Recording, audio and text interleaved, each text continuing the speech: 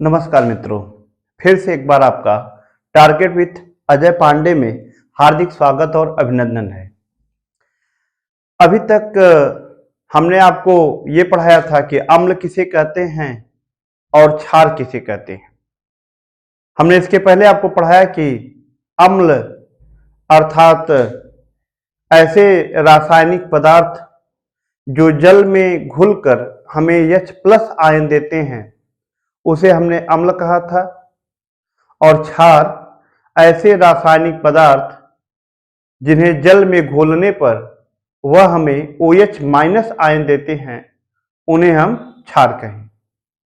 यदि आपने इसके पहले की वीडियो अम्ल और क्षार को नहीं देखा होगा तो आप वीडियो की प्लेलिस्ट में जाइए और वहां पर अम्ल किसे कहते हैं और क्षार किसे कहते हैं वीडियो को देखिए, और चैनल को सब्सक्राइब भी करिए, शेयर करिए, लाइक करिए, और यदि आपको अच्छा लगता है, समझ में आता है तो आप अपने कमेंट्स को करिए और हमें बताइए कि आपको कितना अच्छा लगा या कमी लगती है तो उन कमियों को भी बताइए।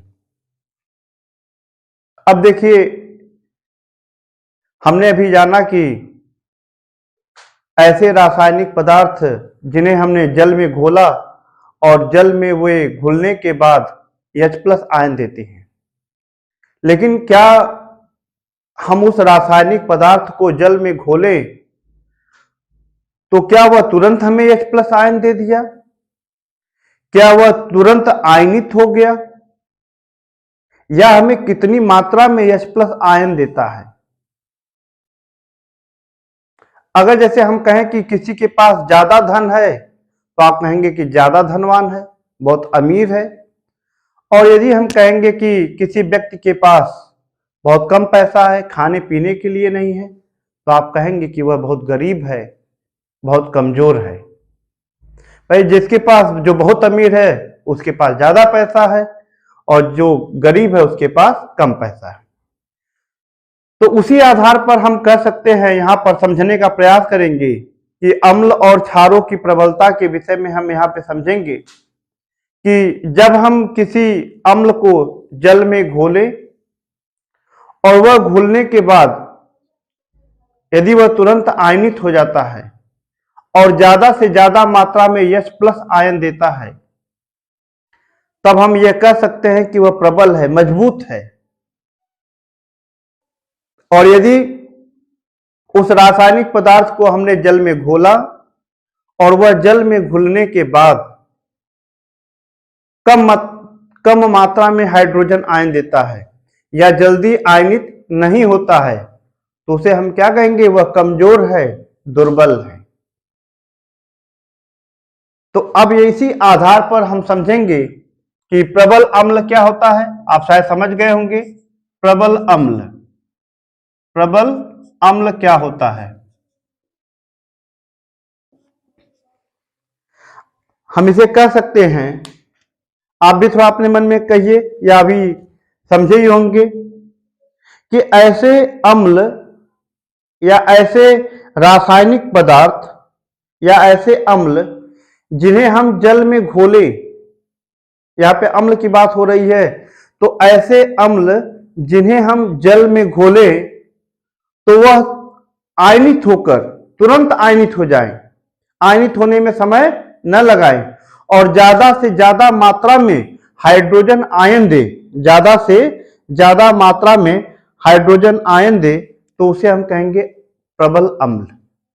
अर्थात हम कह सकते हैं ऐसे अम्ल जो जल में तुरंत आयनित हो जाए या पूर्ण रूप से आयनित हो जाए, ऐसे अम्ल जो जल में पूर्ण रूप से आयनित हो जाए और ज्यादा से ज्यादा मात्रा में H+ आयन दे, तो उसे हम प्रबल अम्ल कहेंगे। अब प्रबल अम्ल कौन कौन से हैं, उनका नाम क्या है? जैसे H2SO4 सल्फ्यूरिक अम्ल, इसे क्या कहते हैं? सल्फ्यूरिक अम्ल। दूसरा है HCl हाइड्रोक्लोरिक अम्ल, ये क्या है? ये है सल्फ्यूरिक अम्ल है, सल्फ्यूरिक अम्ल। सल्फ्यूरिक अम्ल। ये क्या है? हाइड्रोक्लोरिक अम्ल, हाइड्रोक्लोरिक अम्ल। और इसी तरह से अगला है HNO3, HNO3, इसे हम कहेंगे नाइट्रिक अम्ल।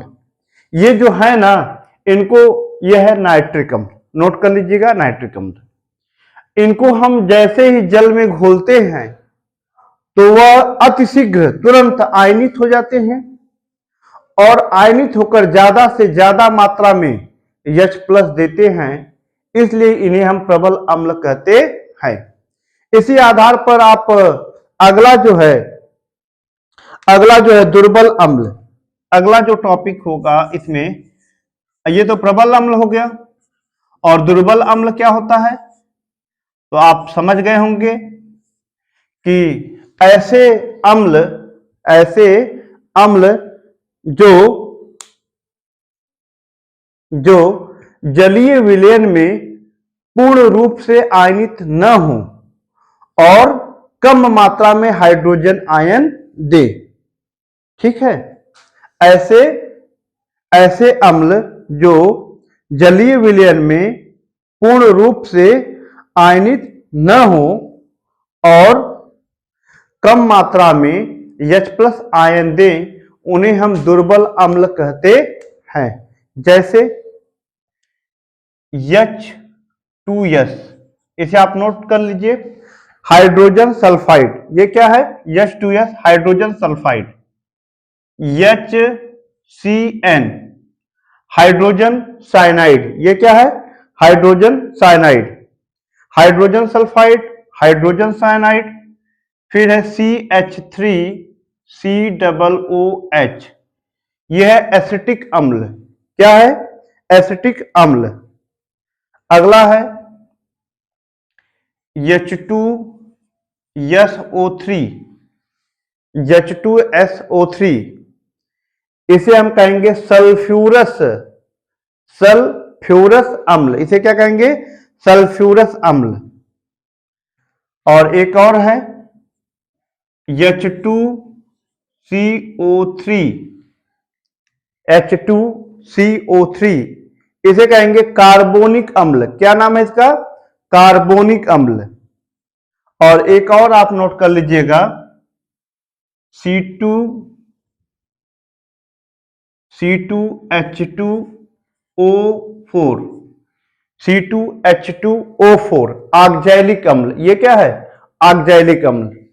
फिर से एक बार नाम नोट कर लीजिएगा, यह है hydrogen sulphide, hydrogen cyanide, acetic अम्ल, सल्फ्यूरस अम्ल, कार्बोनिक अम्ल, और यह है ऑक्जैलिक अम्ल।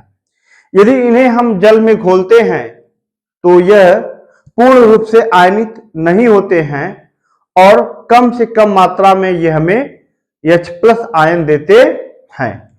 इस तरह से हमने समझा कि प्रबल अम्ल क्या है, दुर्बल अम्ल क्या है।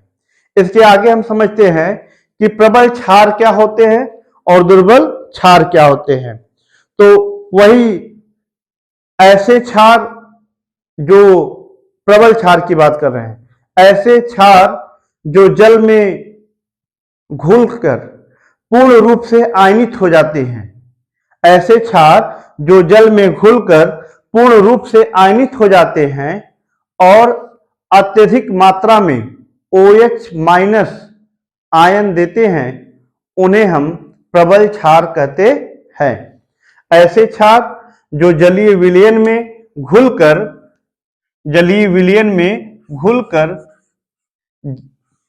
पूर्ण रूप से आयनित हो जाते हैं और अधिक से अधिक मात्रा में OH- आयन देते हैं, उन्हें हम प्रबल क्षार कहते हैं। जैसे सोडियम हाइड्रोक्साइड,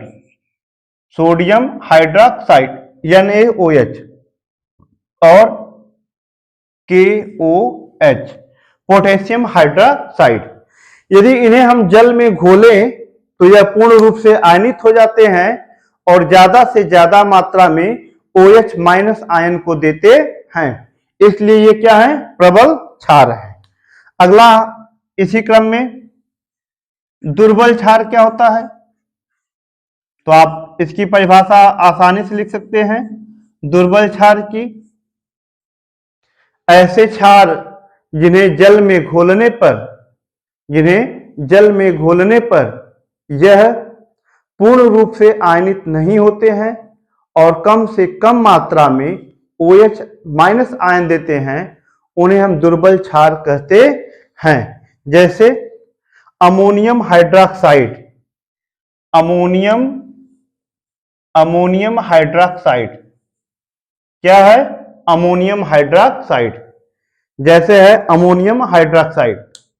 तो ज्यादातर देखिए हाई स्कूल की परीक्षाओं में परिभाषा कम पूछता है, यह ऑप्शन में देगा कि निम्न में से कौन सा प्रबल अम्ल है, कौन सा दुर्बल अम्ल है, या प्रबल क्षार है और दुर्बल क्षार है।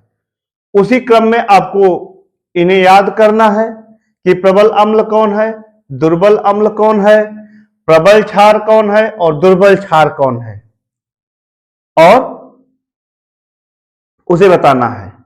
उम्मीद है कि आपको प्रबल अम्ल, प्रबल क्षार, दुर्बल अम्ल और दुर्बल क्षार समझ में आ गया होगा। यदि आपको समझ में आया है तो आप जरूर कमेंट करके बताइए। चैनल को लाइक, सब्सक्राइब और शेयर करिए, जिससे यह ज्यादा से ज्यादा बच्चों तक पहुंचे। और यदि आपको नहीं भी समझ में आया तो आप कमेंट करके जरूर बताइएगा हमारी कमियों को।